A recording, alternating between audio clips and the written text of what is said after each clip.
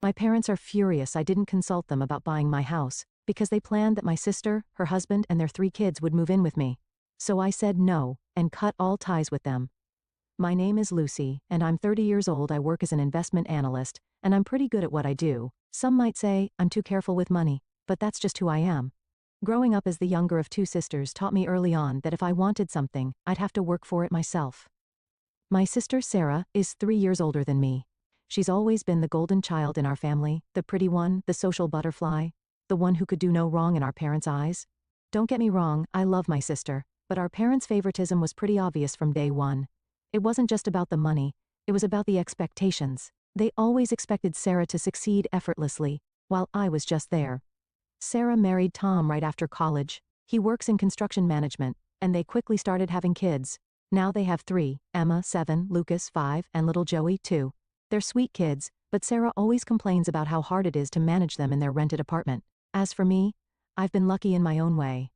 My best friend Jenny's parents own several properties, and they've been renting me a nice 1-bedroom apartment at half the market rate for the past 5 years. They trust me, and I've never given them a reason not to. I've been saving money religiously since I started working, living below my means, cooking at home instead of eating out, taking public transport when possible. All those small things add up. My colleagues often tease me about being too frugal, but I had a plan. I've always dreamed of having my own place, specifically a small country house. Working remotely became more common at our firm after the pandemic, and I only need to come to the office for important meetings. A peaceful place away from the city seemed perfect. Last week, I finally opened my savings account and really looked at the numbers. After years of careful planning and saving, I had enough for a down payment on a modest country house. I spent hours browsing real estate websites, looking at potential properties. Nothing too fancy, just a cozy place I could call my own. I was in the middle of browsing real estate listings when my phone rang. It was my mother, calling with her usual perfect timing. "Lucy, honey, don't forget we're expecting you for dinner on Saturday," she said, her voice carrying that subtle tone of command disguised as a reminder. "Sarah and Tom are coming with the kids, and please try to be on time for once." I arrived at my parents' suburban house at exactly 5:05 p.m. that Saturday. The driveway was already full. Sarah's minivan took up most of the space, forcing me to park on the street. Before I even reached the front door, I could hear the chaos inside. Emma and Lucas were probably chasing each other around the house while little Joey added to the cacophony with his toddler squeals. "Lucy's here," Sarah announced as I walked in, barely looking up from where she was trying to convince Joey to eat his mashed potatoes. The kids barely acknowledged my presence, too caught up in their own world. Mom was in her element, fussing over everyone and everything. Dad was already settled in his favorite chair, newspaper in hand. "Everything's getting so expensive these days," he grumbled from behind the pages. "Have you seen the price of gas? Highway robbery, that's what it is. Tell me about it." Tom chimed in, helping himself to another serving of Mom's lasagna. "And my boss, what a piece of work. Yesterday he comes in. Right? Completely changes the project timeline, without even consulting the team. Who does that?" Sarah nodded sympathetically at her husband while wrestling with Joey's bib. "At least you get to leave the house. Try being stuck in a cramped apartment all day with these 3. I took advantage of the chaos to check my phone under the table. There was this perfect little cottage I'd been eyeing, 2 bedrooms, a spacious kitchen, and a gorgeous garden. The price was right in my range too. I was so absorbed in the photos that I didn't notice Mom watching me until she spoke up. "Lucy, what's so interesting on that phone? You've barely touched your food." All eyes turned to me, and I felt my cheeks warm slightly. I could have made up something about work, but for some reason, I decided to be honest. "Actually," I said, "I'm looking at houses. I'm thinking about buying one soon." The silence that followed was deafening. Even the kids seemed to sense something had changed. Sarah's fork stopped halfway to her mouth, and Tom's endless complaints about his boss died mid-sentence. "Buying a house?" Mom repeated, as if she hadn't heard me correctly. "You?" "Well, yes," I said, already regretting my candor. "I'm just looking at options right now, nothing definite." "What kind of house?" Sarah asked, her voice oddly sharp. "Where?" "I haven't really decided yet," I said vaguely, trying to redirect the conversation. "Hey Mom, this lasagna is amazing. Did you change your recipe?" But I could feel it, the wheels turning in their heads, the unspoken thoughts almost visible in the air. My parents exchanged one of their meaningful looks, and Sarah kept shooting glances at Tom. The usual dinner chaos resumed eventually, but something had shifted. The rest of the evening felt off-kilter, like everyone was playing their usual roles, but with their minds elsewhere.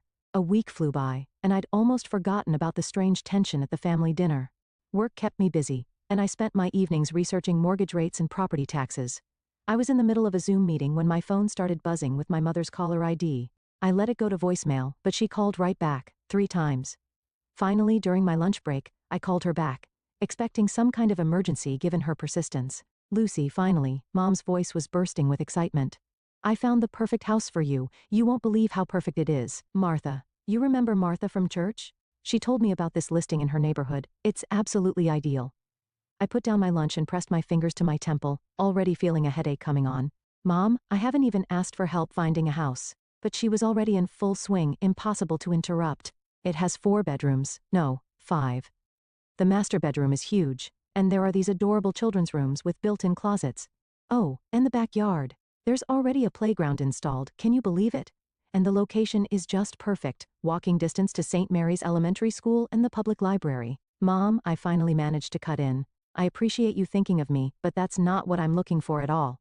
There was a pause on the other end. What do you mean? I took a deep breath, trying to keep my voice gentle but firm. I'm looking for something completely different. I want a small country house, something cozy just for me. I don't need multiple children's rooms or a playground. Don't be ridiculous, she said sharply. You can't just think about yourself. You need to plan ahead. This house is perfect, it's even on sale. Martha says the owners are motivated to sell quickly.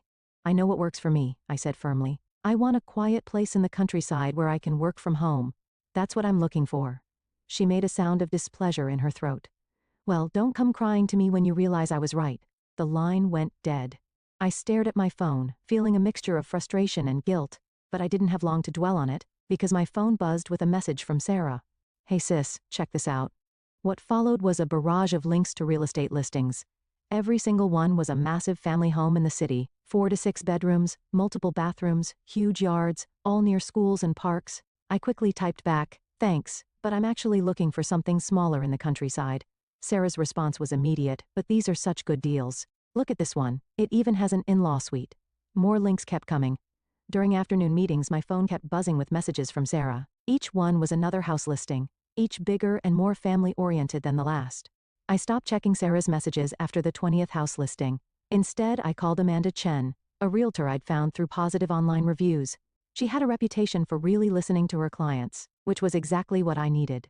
I want something small and cozy, I explained. A country house, but not too far from the city. Good internet connection is a must since I work from home most days. Maybe a small garden where I could grow some herbs and vegetables.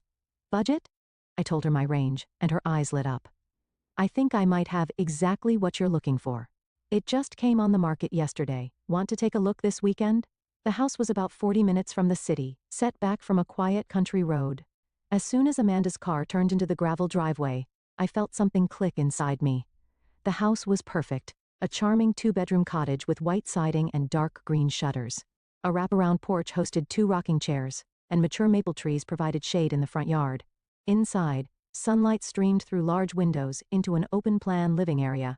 The kitchen was small but updated, with butcher block countertops and new appliances. A wood-burning fireplace dominated one wall of the living room.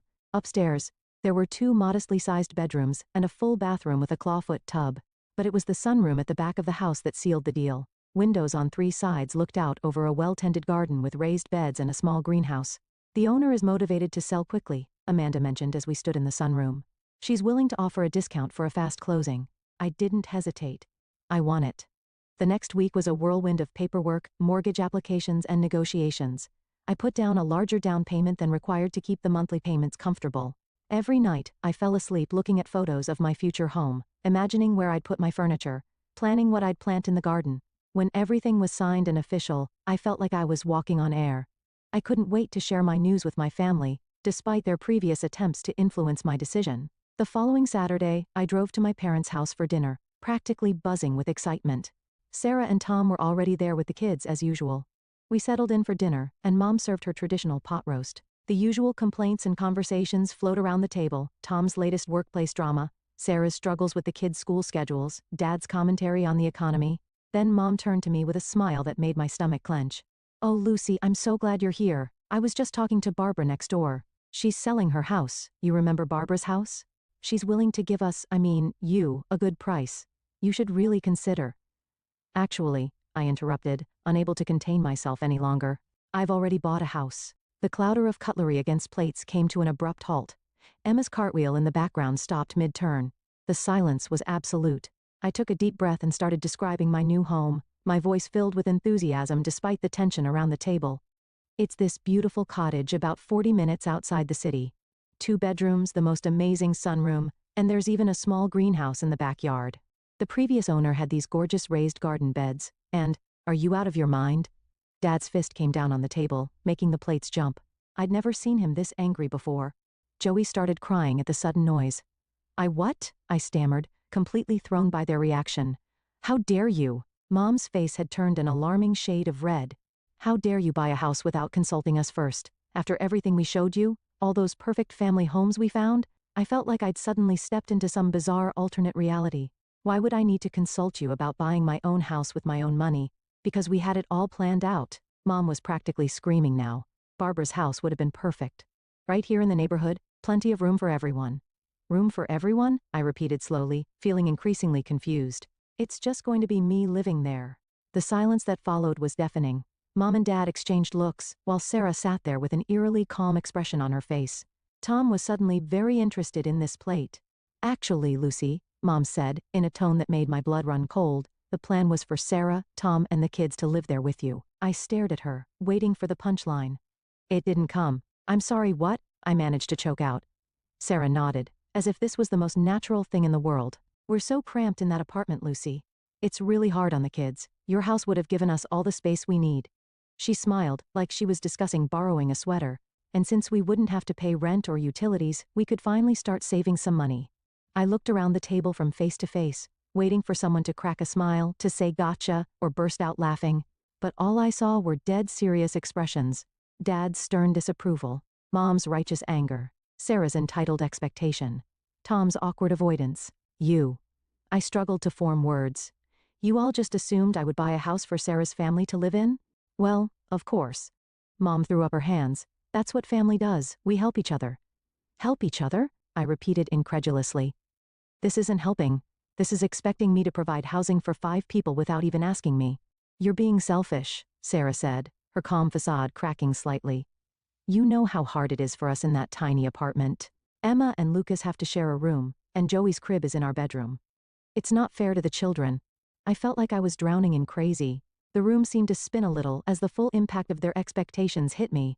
They had all sat there for weeks, planning out my future, deciding how I should spend my money, without ever once considering what I wanted or even thinking they should ask me about it. You need to cancel this ridiculous purchase immediately, Mom demanded, her voice sharp with authority. Call your realtor first thing Monday morning. Barbara's house is still available, and it's perfect, right here in the neighborhood. Close to all the good schools and kindergartens. No. I stood up from the table, my chair scraping against the floor. The word came out stronger than I expected, fueled by decades of pent-up frustration. The dining room erupted into chaos. Mom jumped up from her chair, waving her arms. Dad's voice boomed over everyone else's. The kids started crying, picking up on the tension in the room. But we'll be so cramped, Sarah wailed, as if she hadn't heard me at all. Do you know how hard it'll be to get the kids to school from all the way out there? Emma has ballet on Tuesdays, Lucas has soccer on Thursdays. I spun to face my sister, something inside me finally snapping. You're not going to be cramped anywhere because you're not living in my house. None of you are, ever. Is that clear enough for you? The room fell silent. They all stared at me like I'd grown a second head. The entitled shock on their faces was almost comical. Lucy, Mom gasped, clutching her pearls. How can you be so cruel to your own sister? I grabbed my purse and headed for the door, their voices rising again behind me. I couldn't listen to another word. I got in my car and drove home in a daze, their screams still ringing in my ears. Sitting alone in my apartment later that night, memories started flooding back. Christmas 1999, Sarah got the expensive American Girl doll she wanted, while I received the knockoff version from the discount store. They look exactly the same, Mom had said, but they didn't. Our 16th birthday, Sarah had gotten a brand new Volkswagen Beetle when she turned 16, complete with a big red bow on top. I got Dad's old Honda with 150,000 miles on it and a tendency to break down. High school graduation.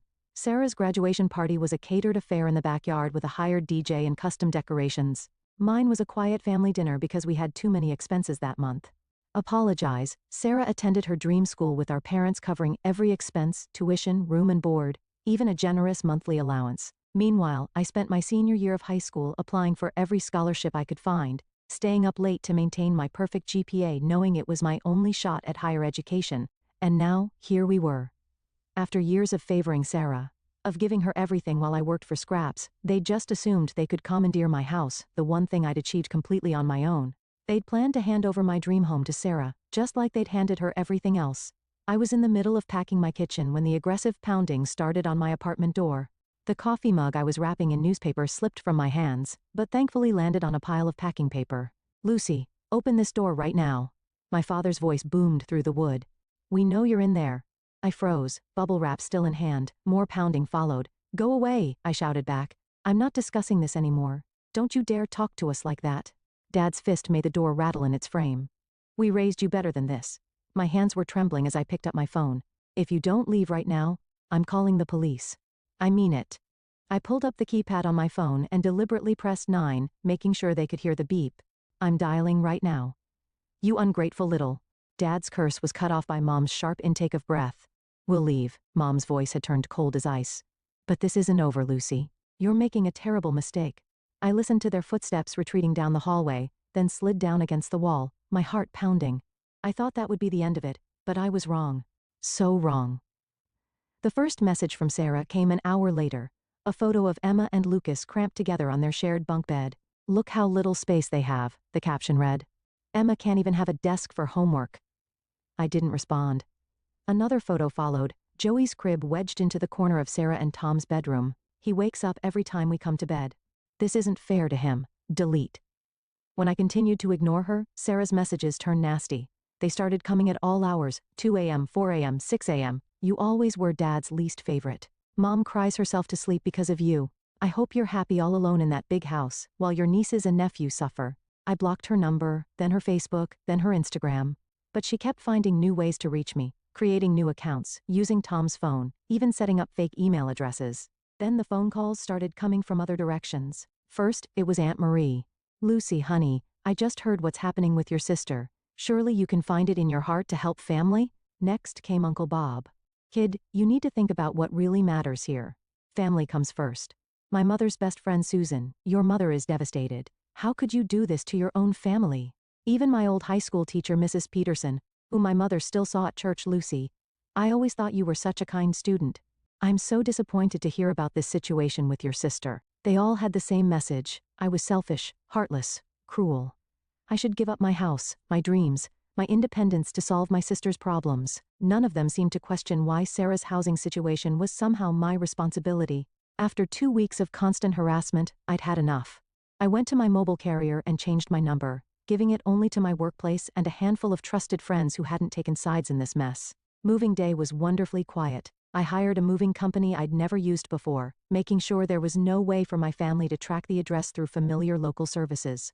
The movers were efficient and professional, and by sunset, I was standing in my new living room, surrounded by boxes and possibility. That first night in my cottage, I sat on my porch with a cup of tea, listening to the crickets and watching the stars come out. No traffic noise, no sirens, no family drama, just peace. I felt something inside me finally relax, a tension I hadn't even realized I'd been carrying for years. Of course, I still occasionally saw their social media posts. Sarah's passive-aggressive status updates about family betrayal and selfish siblings. Mom's thinly veiled posts about ungrateful children and family duty. The comments from relatives and family friends, all taking their side without knowing the full story. But here's the thing. None of that bothered me anymore. Their words couldn't touch me in my new sanctuary. I transformed the second bedroom into a home office, setting up my monitors to face the window where I could watch birds visit the bird feeder I installed. The previous owner's raised garden beds now burst with herbs and vegetables, my first attempt at gardening turning out surprisingly successful. The greenhouse became my weekend project, slowly filling with plants that made the space feel alive and vibrant. My work productivity actually improved without the constant family interruptions. My boss noticed and gave me more responsibility along with a raise. I started taking online courses in investment strategy, expanding my expertise without anyone telling me I was wasting my time or should be focusing on finding a husband instead. Sure, there were moments when I missed the idea of family, not the reality of my family, but the dream of what a supportive family could be. Those moments usually passed quickly when I remembered the peace I'd gained in exchange.